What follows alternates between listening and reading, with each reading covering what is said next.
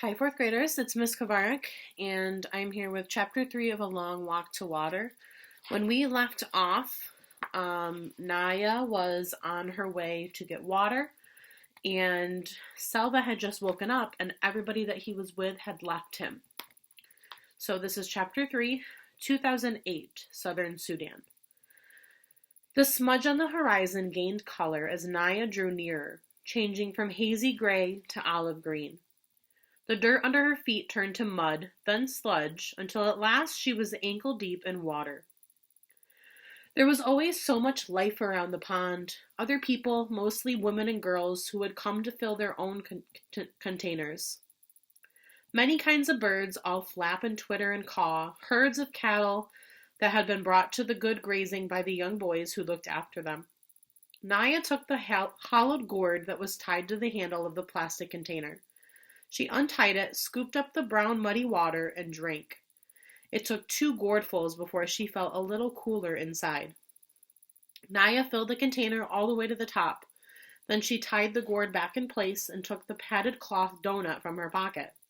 The donut went on her head first, followed by the heavy container of water, which she would hold in place with one hand. With the water balanced on her head, and her foot still sore from the thorn, Naya knew that she was going home, and it would take longer than coming had. But she might reach home by noon if all went well. Southern Sudan, 1985. The tears were hot in Selva's eyes. Where had everyone gone? Why had they left without waking him? He knew the answer because he was a child who might tire easily and slow them down and complain about being hungry and cause trouble somehow. I would not have been any trouble. I wouldn't have complained. What will I do now? Selva took a few steps to see what he could see. On the far horizon, the sky was hazy from the smoke of the bombs. About 100 paces in front of him, he could see a small pond.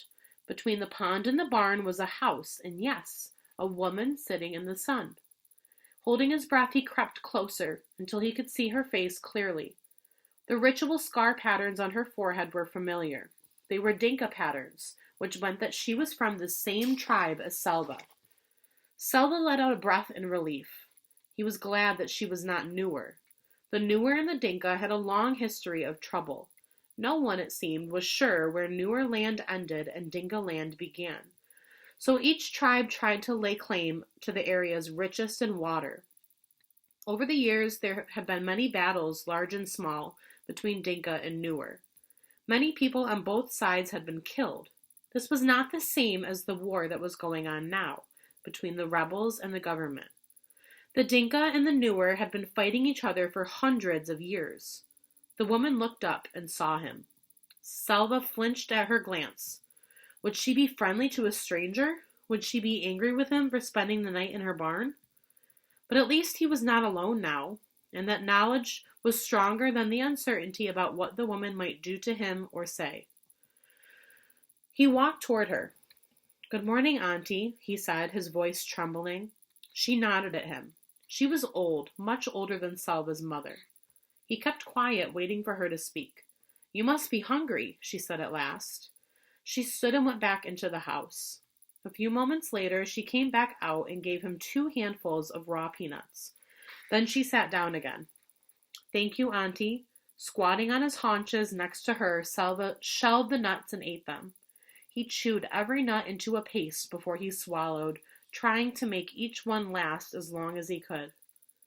The woman sat without speaking until he was finished. Then she asked, "Where are your people?" Selva opened his mouth to speak, but his eyes filled with tears again. He could not answer. She frowned. "Are you an orphan?" He shook his head quickly. For a moment he felt almost angry. He was not an orphan. He had a father and a mother. He had a family. "I was at school. I ran away from the fighting. I do not know where my family is." She nodded. "A bad thing, this war. What are you going to do? How will you find them?" Selva had no answer. He had hoped that the woman might have some answers for him. After all, she was an adult. Instead, she only had questions. Everything was upside down. Selva stayed in the woman's barn again that night. He began to make a plan. Maybe I can stay here until the fighting stops. Then I will go back to my village and find my family. He worked hard so she would not send him away. For 3 days he fetched firewood from the bush and water from the pond, but the pond was drying up. Each day it was harder to fill the gourds. During the daytime, Selva could hear the distant booming of artillery from the fighting a few miles away. With every shell that exploded, he would think of his family, hoping they were safe, wondering desperately when he would be able to be with them again. On the 4th day, the woman told him that she was leaving. You have seen that the pond is only a puddle now. Winter is coming and the dry season, and this fighting. She nodded in the direction of the noise. I will go to a different village near water. You cannot stay with me any longer. Selva stared at her as panic rose inside him. Why can't I go with her? The woman spoke again before he could ask aloud. The soldiers will leave me alone, an old woman on her own. It would be more dangerous for me to travel with you. She shook her head in sympathy. I am sorry I cannot help you any more, she said. Wherever it is you walk, just be sure to walk away from the fighting. Selva stumbled back to the barn. What will I do? Where will I go? The words repeated themselves 1,000 times in his head. It was so strange. He had known the old woman for only a few days, but now he could not imagine what he would do once she was gone. He sat inside the barn and stared out, looking at nothing. As the light grew dimmer, the noises of evening began. The buzz of insects, the rustling of dry leaves, and another sound. Voices? Excuse me. Selva turned his head toward the sound. Yes, it was voices. Some people were walking toward the house, a small group, fewer than a dozen. As they approached, Selva took a sharp breath. In the fading light, he could see the faces of those nearest him. 2 of the men had patterns of V-shaped scars on their foreheads. Dinka patterns again, the kind that were given to the boys in Selva's village as a part of the ritual of becoming a man. These people were Dinka too. Could his family be among them?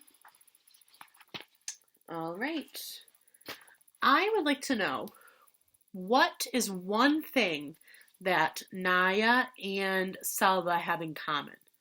We're going to see a lot of patterns between their 2 stories, so I want you to start thinking of that now. So what is one thing you noticed that was similar between Naya and Selva in Chapter 3?